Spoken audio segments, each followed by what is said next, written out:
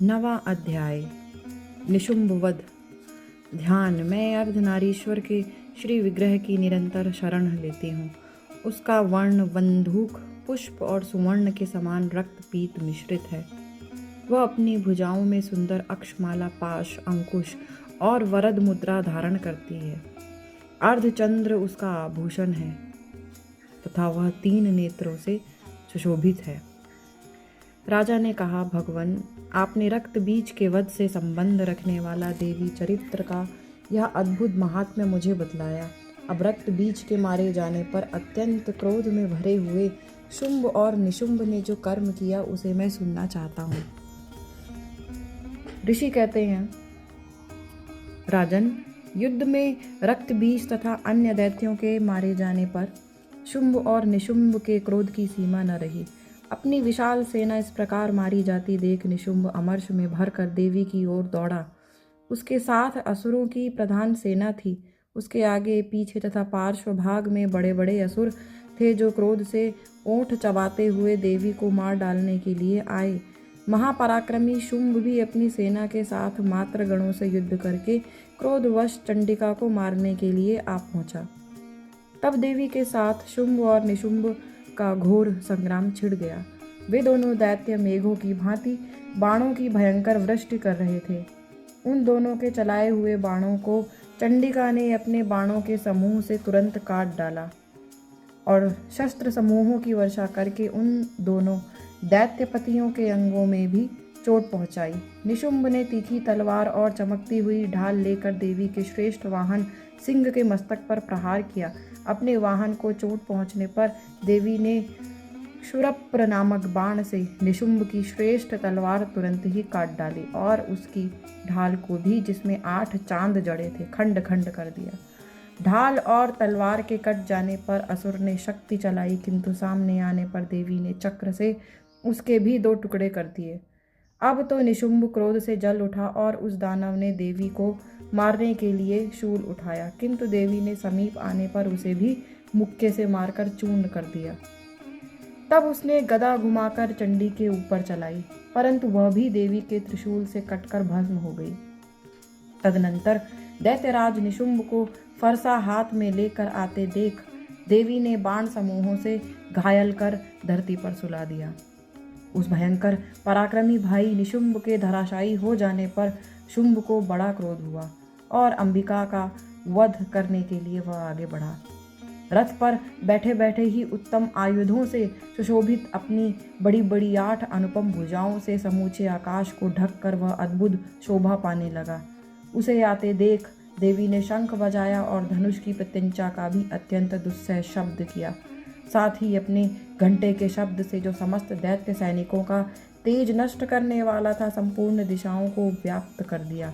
तदनंतर सिंह ने भी अपनी दहाड़ से, जिसे सुनकर बड़े बड़े गजराजों का महान मद दूर हो जाता था, आकाश, पृथ्वी और 10 दिशाओं को गुंजा दिया। फिर काली ने आकाश में उछलकर अपने दोनों हाथों से पृथ्वी पर आघात किया। उससे ऐसा भयंकर शब्द हुआ जिससे पहले कभी शब्द शांत हो गए।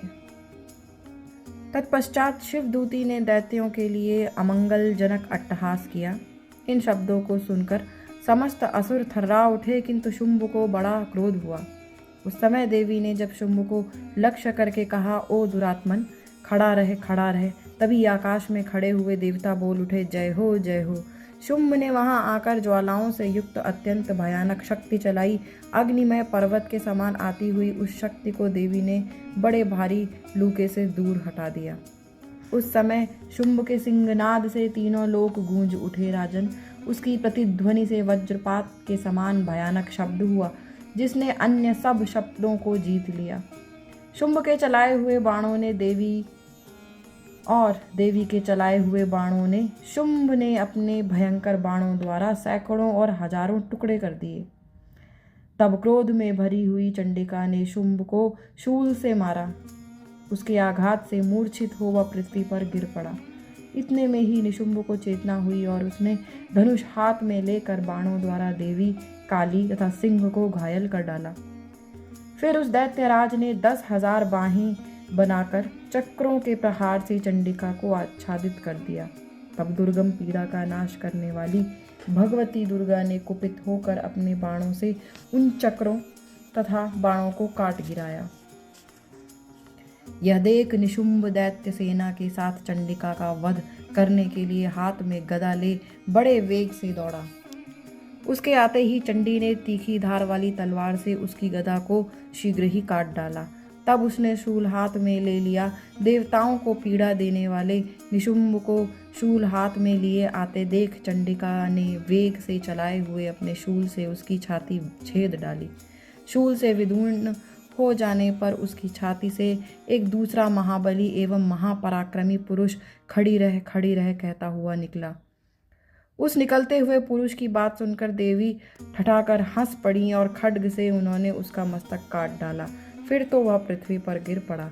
तदनंतर सिंह अपनी दाढ़ों से असुरों की गर्दन कुचल कर खाने लगा।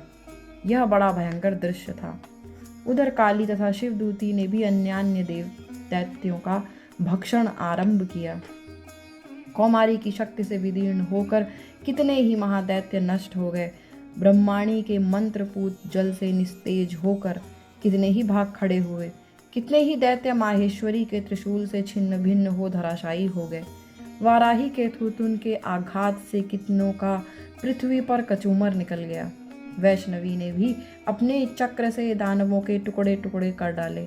इंद्री के हाथ से छूटे हुए वज्र से भी कितने ही प्राणों से हाथ धो बैठे। कुछ असुर नष्ट हो गए, कुछ उस महायुद्ध से भाग गए तथा कितने ही काली शिवदूती तथा सिंह के ग्रास बन गए। इस प्रकार श्री मार्कंडेय पुराण में सावर्णिक मनवंतर की कथा के अंतर्गत देवी महात्म्य में निशुंभ वध नामक 9वां अध्याय पूरा हुआ।